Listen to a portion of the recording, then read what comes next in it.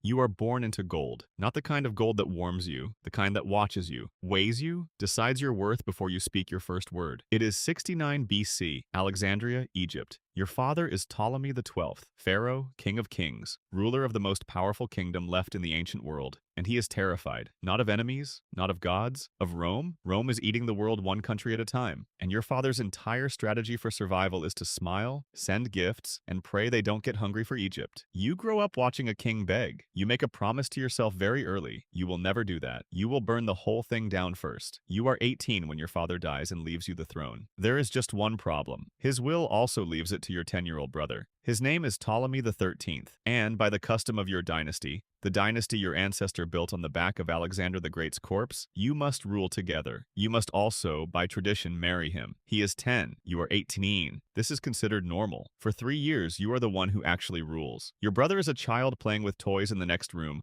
while you manage a kingdom teetering on the edge of Rome's shadow. Then his advisors see their opportunity. 3 men, a general, a eunuch, a tutor, who have spent years whispering in your brother's ear. They convince him that the queen is a threat, that the throne belongs to him alone, that she should be removed. At 21, you are driven out of your own palace, out of your own kingdom, into the desert. You do not cry, you start building an army. This is when Julius Caesar arrives. He sails into Alexandria in 48 BC, chasing his rival Pompey, only to find that Pompey has already been murdered on the beach as a gift to Rome. Caesar is 52, the most powerful man in the world, and he controls whether you get your throne back or die in the sand outside your own city. You need to get to him, Albiot. Your brother's men control every gate, every port, every road. If they find you, you are dead. So you do something no history book adequately captures. You have yourself rolled inside a carpet, carried through enemy lines, and unrolled at Caesar's feet. Think about that for a moment. You are a queen. You are the living embodiment of the goddess Isis, and you are arriving to negotiate your future by tumbling out of a rug like luggage. But it works. Caesar looks at you, and Caesar, who has seen everything the world has to offer, is not prepared for you. You speak 9 languages. You are the first ruler of your dynasty in 300 years to bother learning Egyptian, your own people's language. You understand astronomy, mathematics, philosophy. You debate him.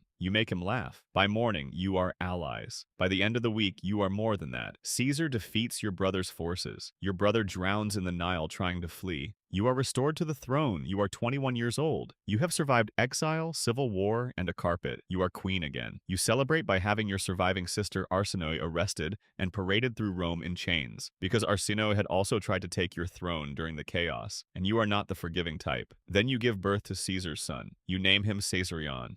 Little Caesar. You are smart enough to know what this child represents, a bridge between Egypt and Rome, a future that keeps your dynasty alive. Caesar returns to Rome. You follow him with the baby. You live in his villa for 2 years. You sit across the dinner table from the most powerful man alive and watch Roman senators seethe with rage at the Egyptian queen who has Caesar wrapped around her finger. They call you a witch. They call you a seductress. They write pamphlets. You ignore them. You have a son who is Caesar's heir. You are untouchable. Then on March 15th, 44 BC, 23 senators surround Julius Caesar in the theater of Pompey. They stab him 23 times. He dies on the floor. And your untouchable future dies with him. You sail back to Egypt with your son. You are 25. You still have your throne. You still have Caesarion. But Rome is now a war between 3 men fighting over Caesar's legacy. And Egypt, the richest kingdom left on earth, is the prize they all want. You wait. You watch. You choose. His name is Mark Antony. He controls the eastern half of Rome's empire. He is brilliant, charismatic, reckless, and he needs your money for his military campaigns. You need his armies for your survival, so you orchestrate the most calculated entrance in political history. You sail to meet him on a golden barge with purple sails, dressed as the goddess Aphrodite,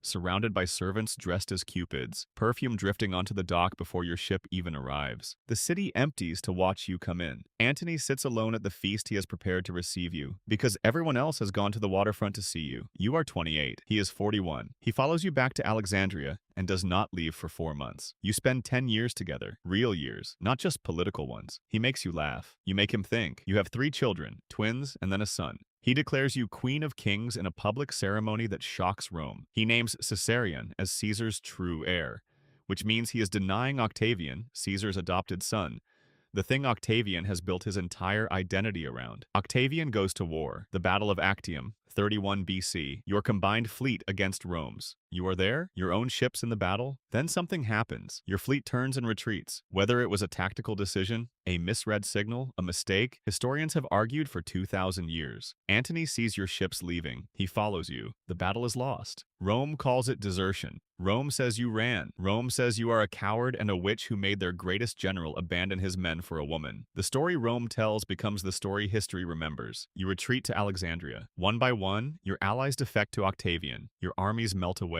Your treasury is still enormous.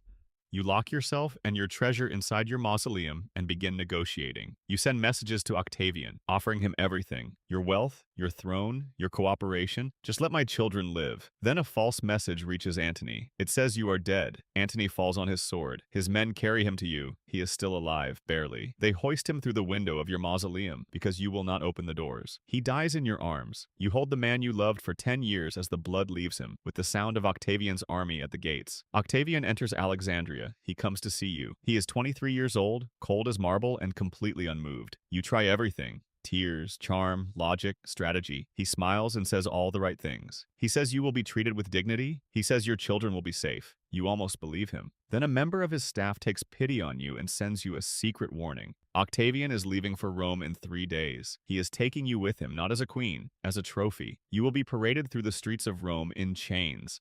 The fallen Egyptian seductress, the witch who corrupted great men, while the crowds throw things and cheer for Octavian's glory. Your sister Arsinoe walked that same road 20 years ago. You watched it happen. You know exactly what it looks like. You make your choice. On August 10th, 30 BC, you send Octavian a letter asking only to be buried beside Antony. Then you shut the doors of your mausoleum. How you die is a mystery that has never been fully solved. A basket of figs, a snake, a poison pin hidden in your hair. The ancient writers disagree. Octavian's people spread the snake story. It made you seem dramatic, irrational, exotic. Exactly the kind of woman Rome needed you to be. What they found when they broke down the door. You, lying on a golden couch, dressed in your full royal regalia, crown on your head, 2 handmaids dead beside you. You did not let them take you in chains. You chose the crown, you chose the couch. You chose every detail of the last image the world would ever see of you. In the end, after everything, the exile, the carpet, the wars, the lovers, the children, the grief, that is still yours. Octavian kills Caesarion 16 days later. Your son, Caesar's son, 17 years old. Your 3 children with Antony are taken to Rome and raised by Octavian's sister, the woman Antony had abandoned to be with you. History does not record what dinners in that house felt like. Egypt becomes a Roman province. 300 years of your dynasty, gone. The library, the palace, the golden barge, the purple sails, folded into Rome like it was never anything else. They made movies about you, painted you on ceilings, named perfumes after you. Your face on 1,000 things in 1,000 countries, built long after everything you actually built was gone. The story they always tell is the love story. Caesar, Antony, the snake, the tragedy. But the story they don't tell is this. You ruled one of the most powerful kingdoms on earth for 21 years. Alone against brothers who wanted you dead, against Rome which wanted you conquered, against a dynasty built on the assumption that a woman would always need a man beside her to be legitimate. You needed no one. You chose your allies, you chose your battles, you chose your ending. The only thing you could not choose was what they would say about you after. They called you a seductress. They called you dangerous. They called you the reason great men fell, never once stopping to ask whether the great men were simply not ready for you.